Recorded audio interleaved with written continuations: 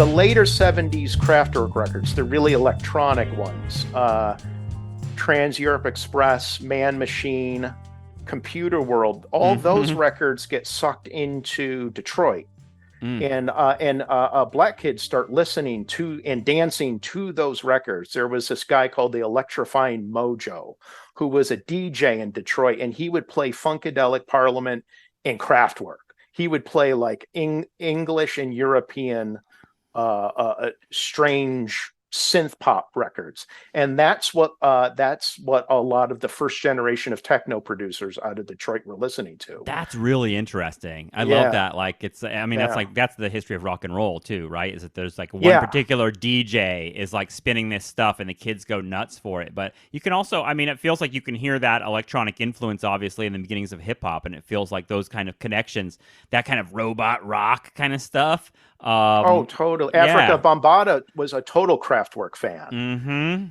Those guys, all those guys, all those artists listened to Kraftwerk. Was a big deal for them, and that's another artist that, like, if you got into Bowie and Eno and Roxy Music, and you got into these edgy art rock bands in the mid '70s, you eventually kind of found your way to stuff like Kraftwerk. Right. I mean, it reminds me of the LCD Sound System's song "Losing My Edge" comes up again because he says all the rock bands are throwing away their guitars and getting computers, and now they're throwing away all their computers and they're getting guitars, and it's sort of like that sort of switch between, I don't know, tension in rock and roll. It almost doesn't need to be a tension, but it feels like it's there in terms of like, are we going electronic or not? Because if you listen to McCartney 2, right? Like McCartney 2, that album with Temporary, Secretary, and a number of other favorite songs of mine that drive my wife crazy when I put them on,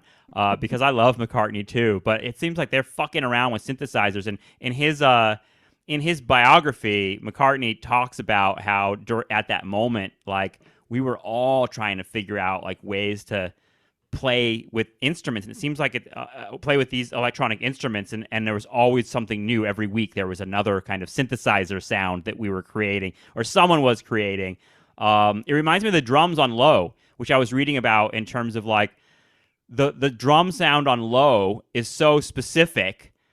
And it was created in a certain way, and I don't understand how it was created, but it was created a certain technological way, recording practices, etc., that many other bands were like, how do we get that sound? And there's a quote from Bowie where he says, for the next 4 years, like, I almost regretted making the drums sound that way on that record, because for the next 4 years, all I heard, especially in British music, was that particular drum beat. Like, they wanted that drum sound.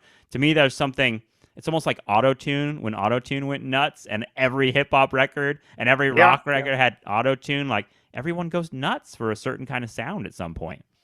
Well, that's the Bowie's conundrum by the early 80s, right? He became a victim of his own innovation in a weird way. Obviously, he's guy who's bigger than ever, but in terms of like, but you know, it's kind of wild that Low is the mid 70s still, technically. I mean, he basically arrived at 1981 by 1976. Right. So by the time he gets to 1981, he's a bit trapped, because it's like, well, what do I do? Everyone sounds like me.